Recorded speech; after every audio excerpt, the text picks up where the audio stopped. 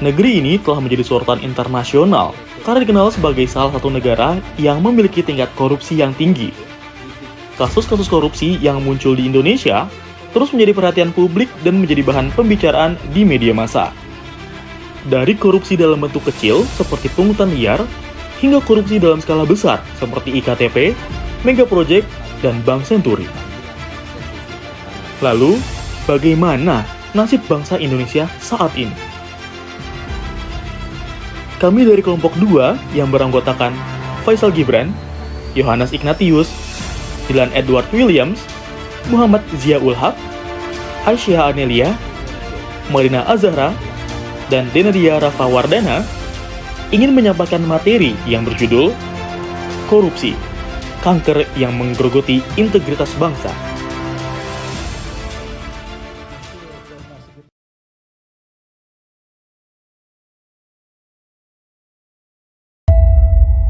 Korupsi selalu punya cara untuk mematahkan hati kita.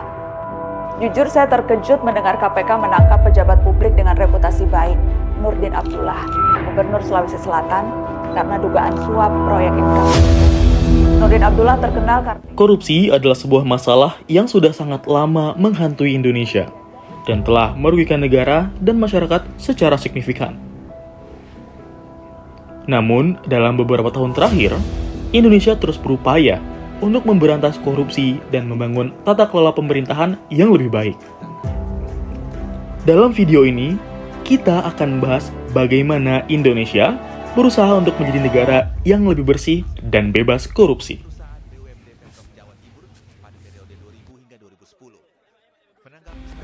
Pertama, mari kita bahas apa itu korupsi. Korupsi adalah tindakan penyalahgunaan kekuasaan atau jabatan untuk memperkaya diri sendiri atau orang lain. Korupsi juga merugikan negara dan rakyat karena uang negara yang seharusnya digunakan untuk membangun dan meningkatkan kesejahteraan rakyat justru dipakai untuk kepentingan pribadi. Sejarah korupsi. Korupsi yang berasal dari bahasa Latin corrumpere telah ada dari sejak peradaban Mesir kuno, Babilonia, Yunani, Cina, serta Romawi. Berdasarkan catatan peninggalan Babilonia, perilaku koruptif mencapai puncaknya sekitar tahun 1200 sebelum Masehi yang melibatkan para pejabat pemerintahan. Oleh sebab itu, ketika Raja Hammurabi memerintah Babilonia, mereka membuat Code of Hammurabi untuk menghukum pejabat yang korupsi. Di Indonesia, perilaku korupsi juga sudah ada dan mengalami pasang surut sejak masa kerajaan-kerajaan di Nusantara. Korupsi berlanjut terus pada masa kolonial Belanda, Orde Lama, Orde Baru, dan era reformasi. Bahkan Begawan Ekonomi Indonesia, Profesor Sumitrojo Hadikusumo pada awal tahun 1980-an menengarai 30% dan APBN dikorupsi. Beberapa contoh kasus korupsi yang terkenal di Indonesia adalah korupsi Bank Senturi yang mencapai 6 triliun, kasus korupsi IKTP yang mencapai 2,3 triliun, dan yang lebih parah lagi kasus korupsi Jiwasraya yang mencapai 17 triliun.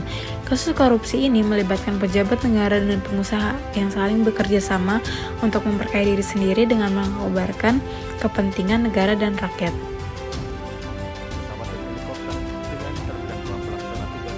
Salah satu kritik terhadap pemberantasan korupsi di Indonesia adalah rendahnya tingkat keberhasilan dalam mengembalikan uang korupsi. Bayangkan dari 542 kasus korupsi dari tahun 2001 hingga 2009, menurut Jaksa Penuntut Umum, kerugian yang diderita negara adalah 73,1 triliun rupiah. Sementara uang korupsi yang dikembalikan hanya senilai 5,32 triliun rupiah. Dari penjelasan tersebutlah, kita telah mengetahui bahwa korupsi sudah menjadi kanker yang telah menggerogoti integritas bangsa sejak lama. Najwa Shihab pernah berkata, di negeri yang penuh muslihat, korupsi seolah jadi perkara lumrah. Perburuan menjadi paling kaya, menjadi hobi para abdi negara. Lalu, apa yang menjadi penyebab mengapa korupsi masih menjadi hobi para abdi negara hingga saat ini?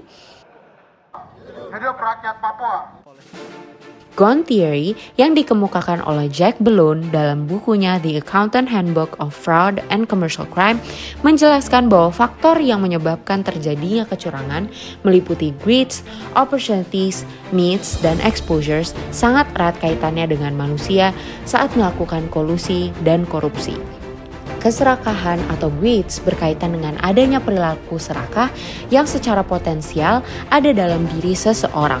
Kesempatan atau opportunities berkaitan dengan keadaan, organisasi atau instansi atau masyarakat yang sedemikian rupa sehingga terbuka kesempatan bagi setiap orang untuk melakukan kecurangan terhadapnya. Kebutuhan atau needs berkaitan dengan faktor yang dibutuhkan oleh setiap individu untuk menunjang hidupnya yang wajar.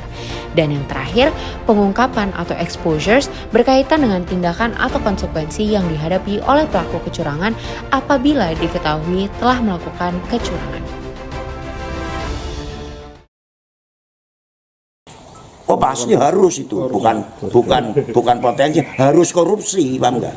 Ya ini nggak lumrah sama sekali gitu, paham nggak? Kalau tadinya saya tahu gajinya segini jadi bupati, saya nggak nyalon. Demi Allah saya nggak nyalon itu. Dari penyebab tersebut, tak heran bahwa Budi Sarwono selaku Bupati Banjarnegara melakukan korupsi. Terlepas dari kebutuhan bupati tersebut yang tak tercukupi dengan gaji kecil yang diberikan pemerintah, apakah kita harus mewajarkan perilaku tersebut? Tentunya, kasus korupsi di Indonesia memiliki dampak yang sangat merugikan bagi masyarakat Indonesia. Dampak dari korupsi antara lain adalah menurunnya kualitas pelayanan publik, menurunnya kinerja sektor publik, dan menurunnya kredibilitas pemerintah di mata masyarakat. Dalam pertumbuhan ekonomi suatu negara, korupsi memiliki dampak negatif karena menyebabkan pembagian atau alokasi sumber daya yang tidak efisien dan menghambat terjadinya investasi asing. Dengan pertumbuhan ekonomi yang menurun, akan terjadi peningkatan dalam tingkat kemiskinan dan pengangguran di suatu negara.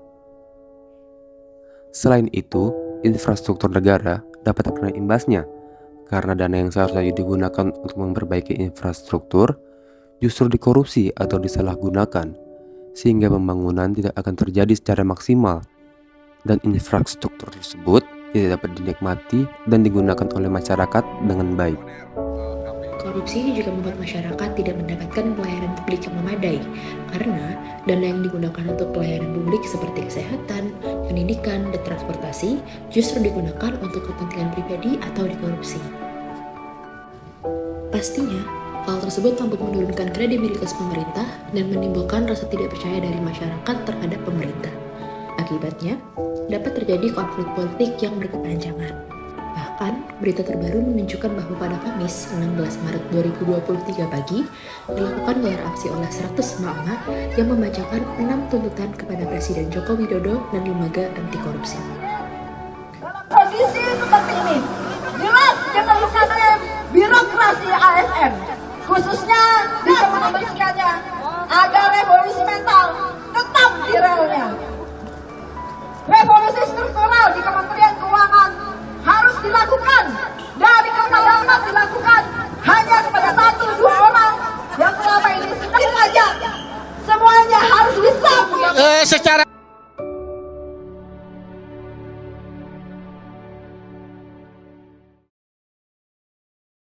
Oke, tapi gimana sih cara ngatasin korupsi ini? Indonesia tentu tidak tinggal diam dalam menghadapi masalah ini. Pada tahun 2019, Presiden Joko Widodo menandatangani Perpu atau Peraturan Pemerintah Pengganti Undang-Undang Nomor 2 Tahun 2017 tentang pemberantasan tindak pidana korupsi. Perpu ini memberikan lebih banyak kekuatan bagi Lembaga Anti Korupsi Indonesia, Komisi Pemberantasan Korupsi atau KPK, untuk melakukan penyelidikan dan penuntutan terhadap kasus korupsi. Selain itu, pemerintah Indonesia juga telah meluncurkan program pemberantasan korupsi yang disebut Indonesia Bersih. Program ini bertujuan untuk membentuk sistem tata kelola pemerintahan yang lebih transparan dan akuntabel. Salah satu upaya yang dilakukan adalah dengan meningkatkan keterbukaan informasi publik dan memperkuat mekanisme pengawasan terhadap pemerintah.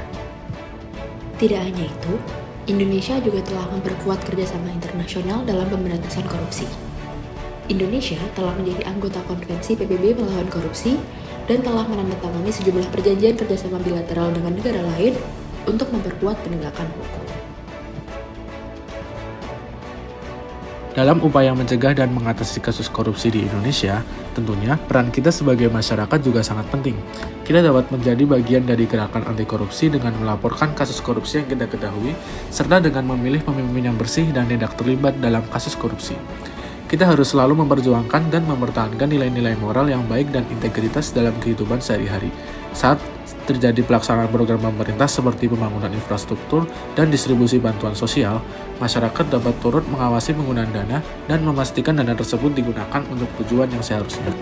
Sebagai mahasiswa, tentunya kita memiliki potensi besar yang dituntut untuk memiliki kecerdasan intelektual, kecerdasan emosional, dan kecerdasan spiritual. Dengan berbekal hal-hal tersebut, mahasiswa akan dapat menjadi agen pembaharu yang handal yang menggantikan peran-peran pendahulunya di masa yang akan datang dan dapat melakukan perbaikan terhadap kondisi yang ada ke arah yang lebih baik.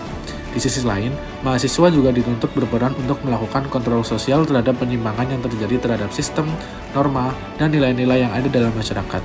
Selain itu, mahasiswa juga dapat berperan dalam memengaruhi kebijakan publik dari pemerintah.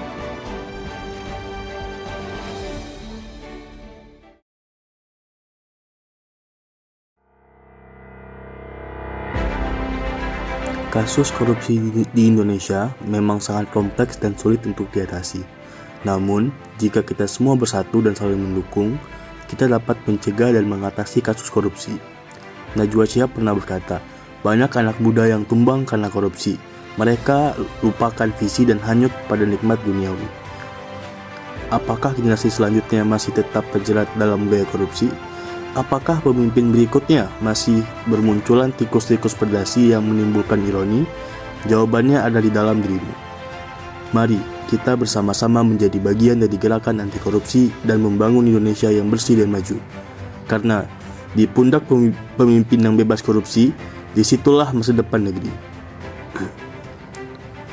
Itulah pembahasan kita tentang Indonesia anti korupsi. Semoga video ini memberikan pemahaman yang lebih baik tentang upaya Indonesia dalam memberantas korupsi dan menjaga integritas pemerintahan. Terima kasih telah menonton.